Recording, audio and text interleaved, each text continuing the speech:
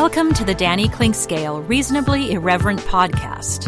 Insightful and witty commentary, probing interviews, and detours from the beaten path. Welcome to Kansas City Profiles presented by Easton Roofing. It comes as a surprise to many that Kansas City actually has a women's team that plays actual tackle football, but indeed the Kansas City Glory is that entity.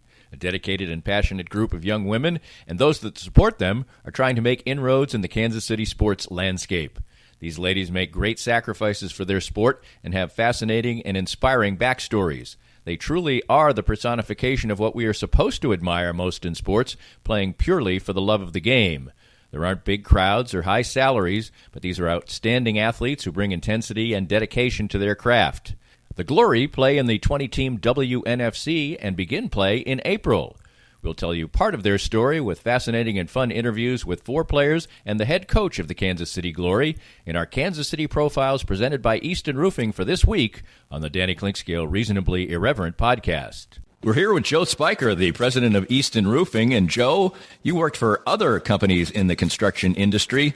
What inspired you to start your own company in Easton Roofing? Well, you know, Danny, when you are working for somebody else, you oftentimes don't get to see the project through from beginning to end, and you don't get the final control over the customer experience. And I wanted to build a place where people can come and get work done on their house and not have to worry about being treated the wrong way and get a good customer service experience start to finish. The company slogan is "Where Integrity Matters." Why is that so particularly important to you? Well, for us, what that means is treating each other with respect at work, treating our clients with respect, and making the right choice, especially when no one's looking. So when you're presented all the time as a contractor with choices that have to be made, are you going to make more money on this if you cut a corner? And we just wanted to make a place and a slogan that said to our people and to whoever is our customer, we're not going to do that. We're going to make the right choice regardless of profit. Easton Roofing, where integrity matters.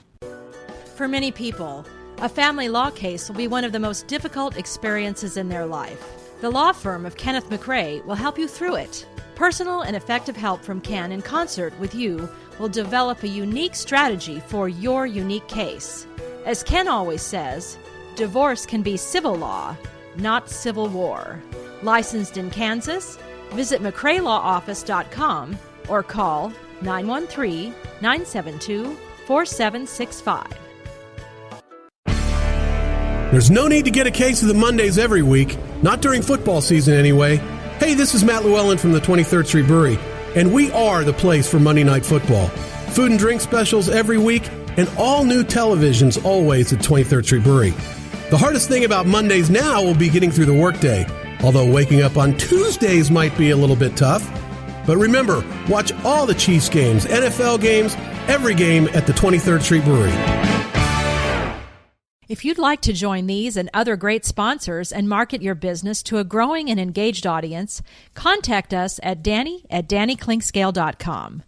Look forward to hearing from you. I spoke with a host of the players for the Glory and those that lead them, and they all have stories of passion and dedication, but I selected a few that have perhaps even more compelling stories to tell.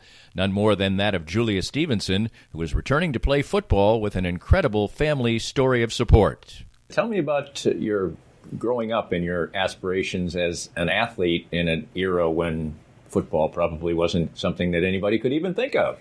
Yeah, I can be honest, I've never thought about playing football. I played softball. I started playing baseball because softball didn't exist at the time, or for girls anyways. Played baseball, moved into softball, played all the way through high school. And then just a couple years ago is when I found football. It's kind of stumbled into it. So how did you stumble into it? A really good friend at work, she found the tryouts, and she didn't want to go by herself, and so I went along. At the time, I was 36 years old. I thought, I'm never going to play football. I'm too old. And she dragged me there, and I fell in love with it the first 10 minutes I was there. When you've played other sports all your life, and then you're playing football, which is really almost completely unique from any other sport, especially for women, what was your initial reaction when you started playing? You said you loved it, but what was it about the game that attracted you? It was the fact that how much you get pushed. You know, I love that the coaches push you. They know what you're capable of, and seeing even at that age, what I was still capable of doing. At a young age, you kind of feel like you're immune to everything and you're great at it all. And you get to 36, 37 and you're like, I don't know.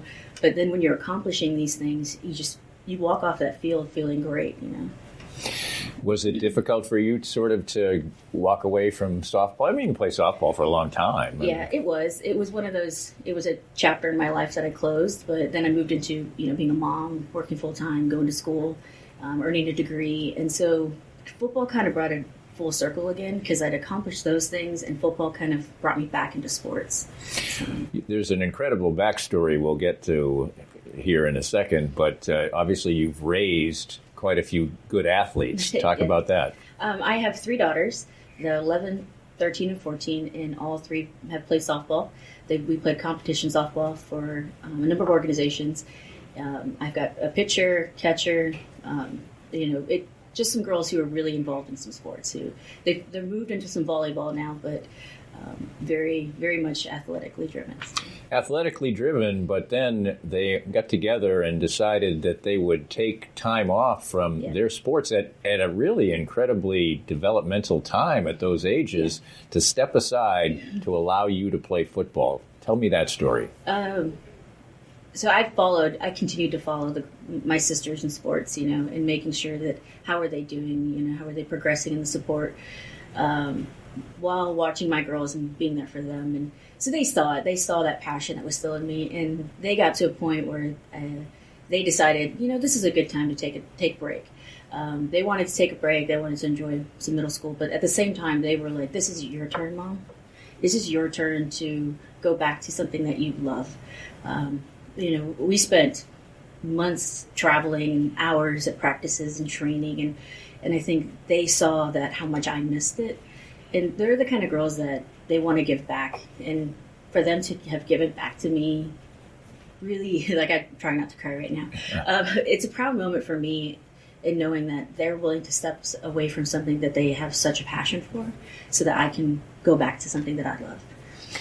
Do they think, is this like a sabbatical for them, or what's the process we're talking about here? Because obviously you have to take the time to play football, right, and they're providing that time. What do you think the future holds? I think for them, they took a step back to reevaluate what they want to do. Mm-hmm. I know my oldest wants to focus, her shift is now on a different sport. I think she's found a sport that she really loves in volleyball.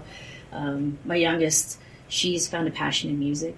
She played the viola this year, and it's amazing this transition she made and how much she has fallen in love with it. And then my middle child, she's kind of testing some things out here and there to see what she likes. But it was a point in their life, too, where I felt like I didn't want them to keep continuing with something because it felt forced in it. And so they felt comfortable enough to come to me and say, "I'd like to take a break from this," and then try something new. We've spoken to all the players about the kinship that they have as a group in playing the sport, trying to grow the sport. Talk about that a little bit. The women that I play with, it's this sisterhood. It's a tighter knit group of women that it's even hard to explain. I feel like it's even tighter than a sorority or a group of friends you grew up with from elementary school. It's this group of women that when you step onto a field, you have no doubts as to, is that person going to do their job? Are they going to be there for you? Because you know that when you step on that field, the amount of pain and punishment you put your body through, and to know that somebody else is doing the same for you and with you, it's amazing that even I'd been gone for a couple of years, that Cheer, who was just in here, we still have a connection that, as if we had never been gone for 2 years. Right. So it's something that I think every female would benefit to have in their life. Because if we need something or somebody needs something, there's always somebody you can reach out to who will show up at a drop of a hat. When you've played softball, we see the enthusiasm when you're watching college softball or things like that. There's a lot of yelling and slapping high fives and all that stuff. A lot of chatter, way more than perhaps in men's baseball. Men's baseball. How does that differ? How does that kind of camaraderie differ from football? In softball, you're cheering the whole group on. You're cheering them on. And then in football, it's kind of like this, you're going to battle. Like, you really feel like you're going into battle because you're going up against these women who have this passion, just as much passion for the sport as you do. and you're trying to get somebody to push themselves beyond a limit that even they're not even sure about. So it's in softball, you're individually going up where you're waiting for the ball to be hit, but together you're on that line. Together you're stopping a force from attacking your quarterback. So I feel like it's a lot different. How much important you obviously have been around sports all your life. You have daughters who play sports. The empowerment. This is a great time for women's sports, but there's still certainly a long way to go. I was listening to an interview with Megan Rapinoe the other day, and she was Sports Illustrated's Sports Person of the Year. That's another step. How much of that is in you? Oh, I have instilled that in my daughters from as young as I can remember. I want them to feel empowered, to walk into situations feeling empowered. I know for me, this being back into football because I kind of lost a little bit of that in for myself, and coming back into it, I have found that part of myself again. I feel more confident walking into situations, into work and so forth. And I want that not only for my daughters, but even for their friends. I see their friends coming around who may not have that type of empowerment instilled in them.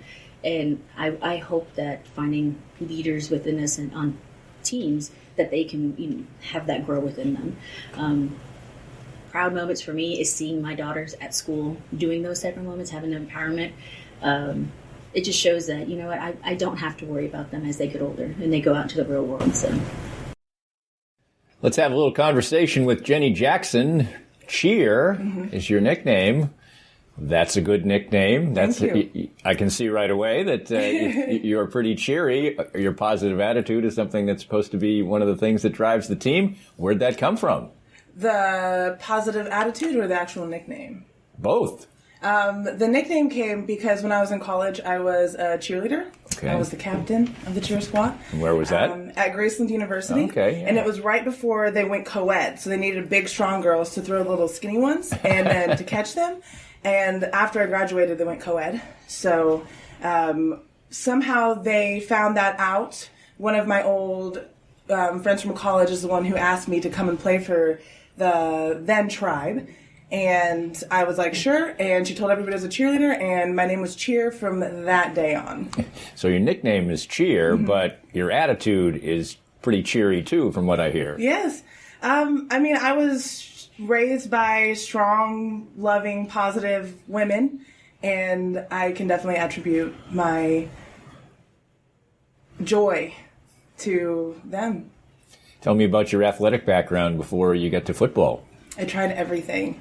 Started with basketball because I've been 5'10" since I was 10. And so basketball, volleyball.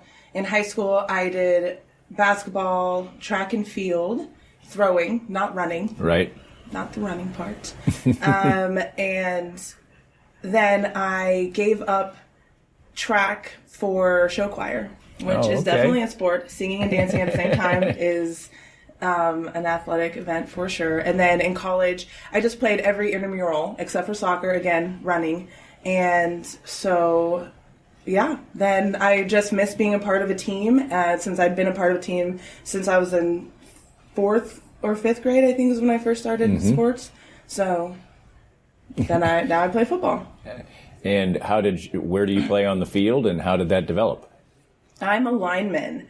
I didn't know, even though I cheered for football for 4 years, I had no idea rules. Well, you're back. A lot of times you're back. Most of the time your back is to the field anyway. So. Right. You just, the captain tells you what to cheer and you do it. Hopefully you're cheering for the right thing. But my friend who recruited me said, well, the line's a good place to start. And once you learn that, you can learn everything else. And I never left the O-line. I've been the center for 6 years. I've dabbled at guard and tackle. And last year I played a little D-line. Not something I was naturally good at, but I'm sure with a little more practice I will be. Tell me your initial reaction when your friend recruited you to play football. Was there any what? Is there football for women? No, because she'd been playing it for a year, and so I saw that that was a thing, definitely. It was more of a shock for my family. A lot of them were worried I was going to get hurt or I was going to, get scramble my brains or whatever, but I've actually had more concussions in cheerleading than I have in football, knock on wood. So it was more of a shock for my friends and family than it was for me, I think. As a group, there's a lot of camaraderie with the team, obviously. You can see family. It when we're doing this. Talk a lot about that. I came for the sport, but I've stayed for the family. Mm-hmm. Like, the friends I've made over the years, they can't get away from me. Good luck, because I'll find you. You're getting a little emotional right now, even talking about that. Your eyes are tearing up a little bit. Obviously, this means a lot to you. It does, and they do. And even on an individual level, I know that anyone I've played with will do anything for me at any time if I need it. If I'm in a bad situation, they'll get me out of it. If I just need a hug or a snuggle, I'll get it, you know? This team has a lot of ability, a lot of talent heading into this season, and so you must have championship aspirations. Oh, yes. I would like a ring to match my All-American ring on this hand. Or maybe I'll just load them up on this. Obviously, that's the end goal on an individual level, but also on a team level, is to go to the ship and then to win the ship. And to get all those fabulous pictures of people on your shoulders holding trophies and crying and laughing and singing. And we already do that already, but it'd be really nice to do that with a trophy. So, isn't that the goal, is to be the best? Absolutely, but there's a lot of hard work along the way, right? Yes. Yeah, and what you mentioned on more than one occasion at the outset of the interview that you avoided sports that involved running. If running is the goal, then that's not, like, linemen, we run, 15 yards at a time. Right. Then we get down and we run 15 more. And we get down and we run 15 more. But it's those distances. I'm not in it for the distance. But there is a lot of training and conditioning as well. Yes. We're more, on the line, it's more heavy reps, heavy weights, impact, technique. How much and how important is it to you that you are sort of an advocate for the growth of women's sports in an area where there hasn't been this particular sport for women for quite a long time? I love it. Last year, the team was given the opportunity to work with Win KC, and they run sports camps for girls. Mm-hmm. And so hundreds and hundreds of girls would come through and learn different sports, and we ran the football. And watching these girls learn how to tackle was one of my favorite things. Watching them just blow up the bag. They weren't tackling each other. And just, like, shake it off. Like, watching them shake with this power they didn't know they had. Children just bewildered with the amount of power that they were able to generate by learning a new skill was wonderful. And I think that represents what we're here for. What is it like to be a role model like that to young girls? It's a little intimidating, but at the same time, it's empowering for me as well, because I too, as an adult, need a role model, and to see that I've become that, it's an honor. Let's say hello to Paris Winchester, offensive tackle, defensive tackle for the Kansas City Glory, and just a 2-year football player. Going into my 3rd season. What brought you to football? Honestly, so I've always wanted to play. When I was in 8th grade, they had introduced football to the school, and my dad told me no, because I was a girl. And so it was 2 years ago that I met with another player, Krishna Lee, and she introduced to me during Corporate Challenge, and I've been playing ever since. When you were young and thinking about playing football, and then the opportunity came, and Dad says no, and because it's it wasn't women's football that they were introducing to the school, how disappointing was that? And did you feel like maybe you would never play football? I did. It was disappointing because my dad was like, well, you're a girl, you can't play football. Obviously, that's not true. But it was more so just, I don't know what it was. It was just a passion I had for the game. And it was kind of exciting to have the opportunity now also to be rebellious. You can't have too many. I mean, it's women's football is trying to grow, and so you can't really have a women's football role model per se. Right. So I guess your role models would be male professional players, or not? My role model would probably be my brother, because he's played all through high school. There you go. Went to college for it, so I would say it'd be my brother more than anybody. So, when you started playing, was it what you expected? Was it more physical, more difficult? What was your introduction to playing women's tackle football? Way more physical than I expected. It was a different scale. I really wasn't into sports. I didn't do sports in high school. I did track, so it was a little different. But that first hit, that was really my first introduction, and it was a nice hit. I won't even lie. But then on, I think my adrenaline kicked in, and it's been heaven ever since. You play on both sides of the ball, and it's a different mentality. Offensive lineman, it's not like you're passive, but I mean, you're the person who's protecting. Defensive tackle, you're attacking. So it must be able to be good to get both sides of it, right? I prefer just to tackle, but I feel like when you do offense, you have to have more technique. Like, you have to be more mind savvy and be aware of your surroundings. Whereas defense, you kind of just get to go for it. So I guess it's kind of exciting because you can know it's kind of intricate. You can learn everything. So that's pretty cool. These 3 stories are a reflection of what these women sacrifice and strive for as they pursue a dream. A couple of more compelling examples coming up next. More of Danny's Reasonably Irreverent podcast after this. Sumner One is the company to make your office maximize efficiency. Their family of companies make up one of the largest independent dealers of office technology in the Midwest. They are proud to bring the best service and technology to top companies across the region. Sumner One can help your organization run more smoothly than ever. Sumner One printers, copiers, MFPs, managed print services, document management, infrastructure design, IT services, disaster recovery, and business continuity. Welcome to the one place where everything works. For more information, call Carl Little at 913-752-2256. Looking for a truly unique escape from your normal entertainment or corporate team-building regimen? Stay tuned for an exclusive offer only for Reasonably Irreverent listeners. I'm excited to tell you about an extraordinary destination, the Exit Room, located in the heart of beautiful downtown Lee Summit. The Exit Room is a distinctive entertainment option that offers a cool alternative to the normal couples night out, family get-togethers, and corporate team-building events. The Exit Room is a one-of-a-kind boutique escape room catering to special occasions and corporate team-building events and is unmatched in the Kansas City metro. With 5 individually designed and varied escape room adventures, your party or employees can unplug from their electronic world, interact with one another, match wits, and ultimately escape the humdrum of the ordinary. The Exit Room adventures cross decades and centuries and create fascinating fun. I know the owners well. They are local folks, their staff is warm and friendly, their lobby is inviting and beautiful, and their adventures are award-winning. Check online. There are over 1,000 reviews, and note that they are a rare 5-star ranked business. Visit their website and Facebook page, and any of my listeners who books online at theexitroomkc.com using the promo code ClinkScale19 gets 10% off any ticket purchase. The Exit Room in Lee Summit. Unplug, interact, and escape. Are you thinking of starting a new business? Does your current business feel stuck? Or are you just trying to grow what you already have? Running a business is a lot of work, and it takes the right team to make it all happen.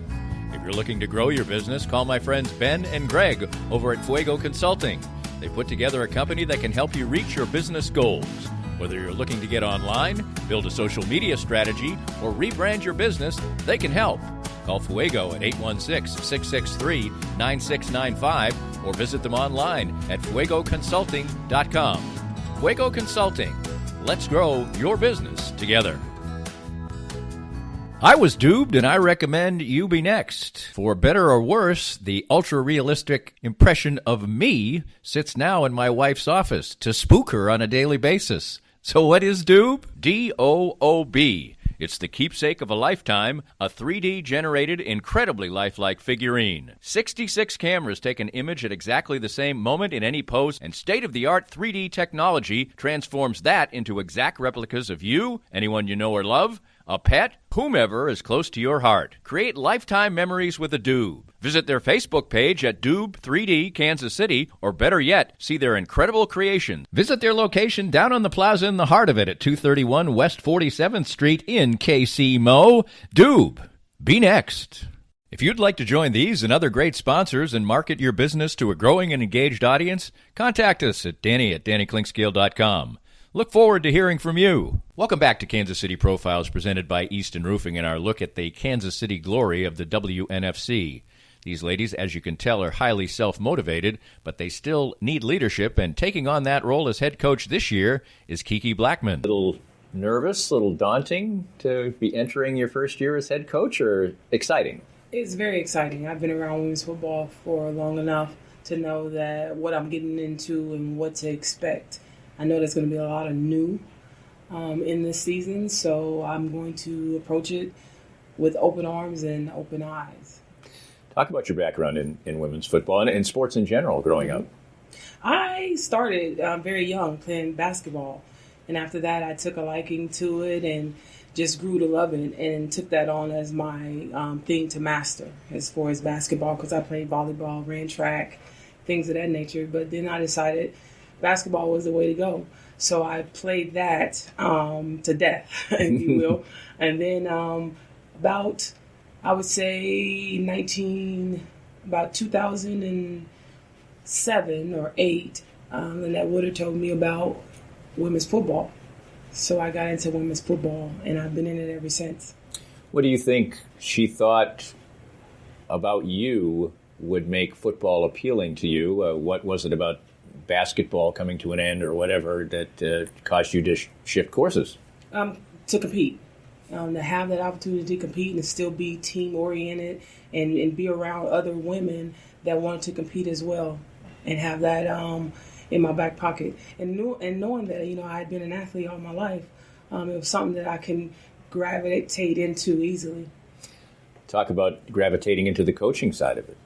Gravitating into the coaching side of it. It's all the respect thing. Because going from being a player to a coach, that respect level, so you got to have that. And I thought that I had that, because anytime you go into a role of any kind, you have to know if you have those characteristics to be that before you take that on. And so I knew I had the characteristics, going from being a player, being able to talk to my players from player to player, and also being able to talk to them and feed into them from coach to player. What was it about what you thought of yourself that you thought were the characteristics that would make you a good coach? I was patient. I love to learn. I love to teach. And when you talk about the transition from what else can I do in the sport, you first think about coaching and spreading that love throughout the game. Talk about going through the process of being a football player and what people's reactions are when as a player you talk to people about, I play football, I play actual tackle football. What's the reaction generally like? That's a sport. Women actually do that. Absolutely, women actually do that. And I thought the same thing. I had never heard about women playing football. I didn't think that we could until I found that we could, and I've been playing it ever since. And when I think about the game in general and what women bring to it, it's phenomenal. It's phenomenal. Talk about the difference. You're raised and chose to play basketball. Great competitive sport. In my mind, when you talk to people who play all sports, a lot of times they say it's the most fun one to play. But what about football is appealing to you? Sort of juxtapose those two things. In basketball, it's indoor. It's more confined, it's more organized, and you really can't run over anybody in that game. If you do, it's a bad thing, and you go another way. In football, however, you can really express yourself in a way like no other arena, because every size, shape, form, fashion comes into this arena, and once you get into it, it's a no-brainer. And I love the fact that I can get in there and hit legally and not be penalized. On a completely different note, I know that one of your mentors, as it were, as a coach, was Phil Huntley, and we just lost him recently. Talk about his impact on you and what you'll be thinking about as a head coach this year, having learned lessons from him. He was amazing. I learned how to win with him. He taught me how to win.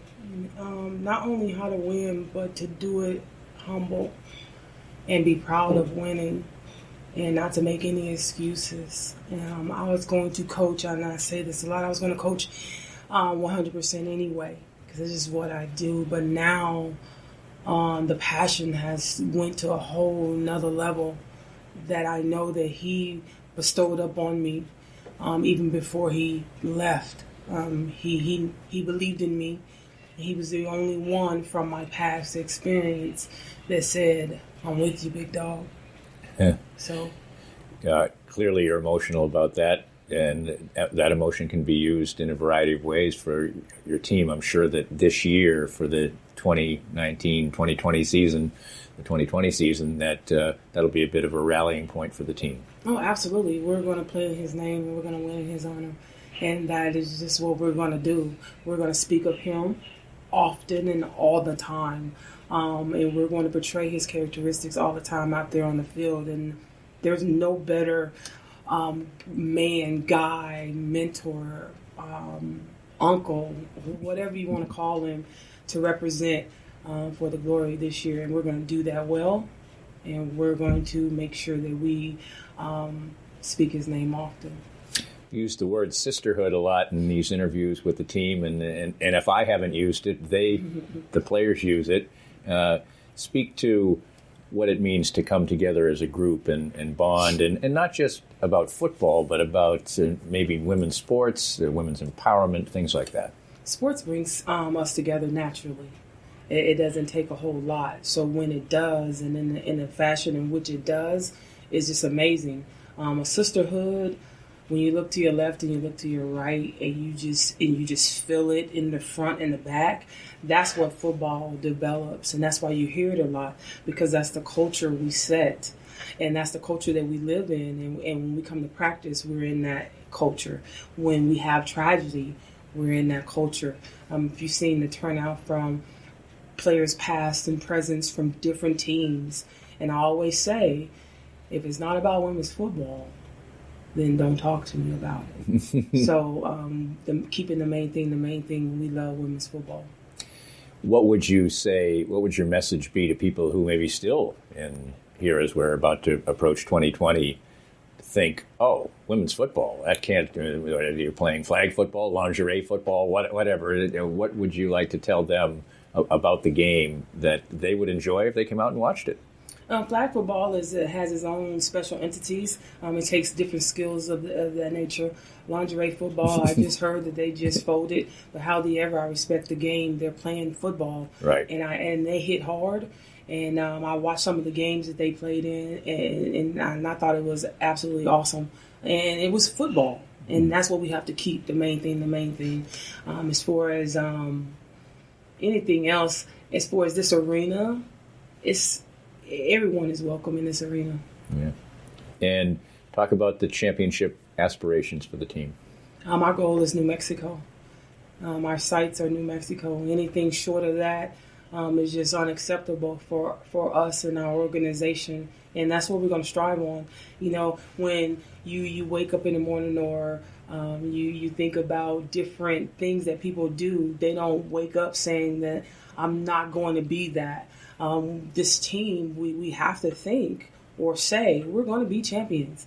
Why play this game if you're not looking to be a champion? So we're absolutely looking to get to New Mexico, and we're absolutely suiting up every day in practice, every workout, to win a national championship. Our final player profile brings the compelling story of Maddie Rosas, whose struggle for acceptance in men's football circles has fueled her journey to the women's game. Freshman year was definitely the biggest challenge for me. It was hard for them to accept me being on the field freshman year. I was quarterbacking at the time, and a lot of them would do like maybe a late hit during practice on me sometimes. Not a lot of them, just a select few. But over the years, I did earn a lot of their respect. I knew it was their turf, especially because I was the only female on the field. And I grew up, started playing soccer that's where I started playing sports. And then I was always the player on the field who always got like red carded or yellow carded for being way too aggressive. So that's kind of where I got led to flag football. And then I started playing flag football at the age of 10, and then I moved on to tackle. And from then on, I went to high school, and that's where it all started. What do you think it was about you that allowed you or inspired you to take on such a difficult challenge of being the only girl who wanted to play, and just when you actually like showed up to play, what was the reaction? Well, when it started off with flag football, when I stepped out on the field, it was all guys. And at the time, I really did have a really good arm. And one of the players threw the ball to me, and I caught it, and then I just kind of chucked it downfield, and all their mouths just kind of dropped. And the coach was like, okay, we have a new quarterback. And I was like, okay, all right, I don't know what I'm doing here, but just go ahead and throw me in there. And I learned a lot with flag football. And then, like I said before, like as I progressed and went into tackle and then to high school, I just wanted to get in like more aggressive stuff, you know, like I wanted to hit, I wanted to feel the contact, and after I felt the contact, I pretty much just fell in love with the game. Tell us about how your high school career developed. Did you get to play much, or were you just sacrificing a lot in practice and not getting the reward of playing? So sophomore and junior year, I had some opportunities to play in the varsity games. They would put me in on a couple special teams throughout the games. Junior year, I had 2 starting spots on kickoff and kickoff return. And then senior year came around, and we got a new special teams coach, and he decided that he didn't want a female out there on his field. So I pretty much didn't get much time at all out there. I was lucky if I got one play during a game, and even senior night I got one play. Did he express this openly, or was it just something you kind of figured out? It was definitely something that I figured out. It was quite obvious because he's always been super stuck up and whatnot. So, and you had played previously, so you would figure that you would continue to elevate and play that much more. How frustrating was that for you? It was pretty frustrating because I worked my tail off during practices. I was always focused. I wasn't jacking around like a lot of the boys would. You know, I'd really tried to stay in with it and whatnot, and I personally think I was definitely one of the hardest workers on the team. But this outlet is there for you, and you're the youngest, or one of the youngest players in the league. You're youngest all-star in all of American women's professional football. It's quite a badge of honor. Do you feel like you're kind of getting a bit of a reward for all of the difficult times you went through? Yes, I would say so. Especially the first year that I played with the Kansas City Titans, which was 3-4 years ago. I started playing with them when I was a junior in high school. My junior year, as I was playing with the Titans, I wasn't as successful as my senior year. As I was playing with the Titans after high school season was over. And that's when it was my year, I guess you could say. Mm-hmm. As I felt a lot of interceptions, good tackles. I mean, it was a great year, especially, and I think the Titans did great. Do you feel like playing against the boys for all that amount of time really elevated your game? Yeah, they definitely made me better. I did have a lot of disadvantages. What's your height and weight? Well, it's not usually right to ask it, but for athletes, maybe it's okay. My height is 5'6.5", something like that, and then my weight is 150, about year round. Right. The guys are obviously naturally stronger and faster, so that was a big disadvantage. But I think the biggest thing that I showed them was that I have a lot of heart, and that I wasn't going to give up no matter how hard you hit me. Stuff like that. And a lot of the coaches saw it. I had a lot of respect from the head coach, Coach Rampy. And a lot of the other coaches, just that one special teams coach, he didn't really want to put me in there at all. So talk about how much progress you felt like you made with maybe for some of the people who were roughest on you by the time you completed that, especially enduring what I'm sure a lot of people realized was unfair treatment by your coach. How much did your respect level rise during your high school career? I lost some respect for the special teams coach. I won't mention his name because I don't want to target anyone. But I lost a lot of respect for him, and so did my dad, I would say, in my opinion. But did some of the other players, was there a curve of, at first not very much acceptance to them really just looking at you as a fellow teammate and football player? They basically considered me one of the guys. They would always say, "Hey dude, what's up?" or stuff like that. I mean, they definitely became my family. Especially, I mean, like I said, freshman year was the worst. Was the worst part, was trying to get accepted, earning their respect. Yeah, so sophomore through senior year, I definitely felt like I was with family. Well, you're with a different family now, yes. A great bunch of ladies, and talk about your relationship with the team. Everybody who's walked in here has talked about that familial feeling of and bonding of as a unit. Yep. Yeah, these women have definitely changed my life. As soon as I heard about the Titans, I went out and I watched the game, and it was just weird seeing all these ponytails flying around. I was like, is this real? This feels right, but it doesn't, because I'd never heard of it or any of that. And so I went to a couple of their practices, and I practiced with them a couple times, and I really got to know the women on the team, and it really just felt like home. And I knew that I had a future with them. And this year, there's a lot of big goals for the team, right? Oh, yeah. Yeah, we plan on getting a ring. Oh, yeah. Hands down, plan on getting a ring. You're the third person who specifically said, I'm looking to get a ring. So that piece of hardware, that little piece of hardware is pretty important to you. Very, very important. I want to see a bunch of smiles on my teammates' faces.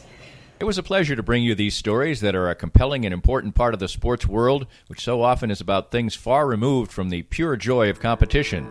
The Glory gets started in April for this season, and as they said over and over, they want the journey to end in 2020 in New Mexico with their dream of a title and a ring. This podcast was made possible by our great sponsors like Easton Roofing, the presenting sponsor of Kansas City Profiles at the Danny Kling Scale Reasonably Irreverent podcast. Easton Roofing, where integrity matters. We hope you enjoyed the latest Danny Kling Scale Reasonably Irreverent podcast. Come back soon for something fresh and new.